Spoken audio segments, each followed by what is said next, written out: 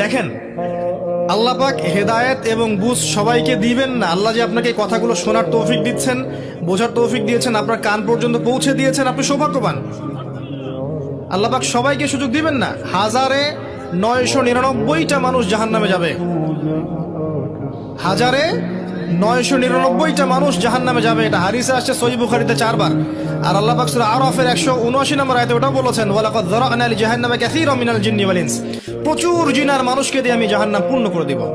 লাহুম কুলুবুন লা ইয়াফকাহুনা বিহা, হৃদয় ছিল উপলব্ধি করতো না। ওয়া লাহুম আযানুন লা ইয়াসমাউনা বিহা, কান ছিল শুনতো না।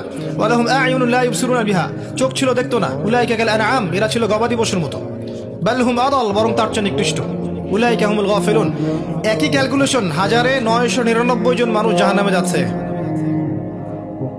তো আপনি সৌভাগ্যবান, কারণ এই কথাগুলো আপনার পর্যন্ত পৌঁছেছে।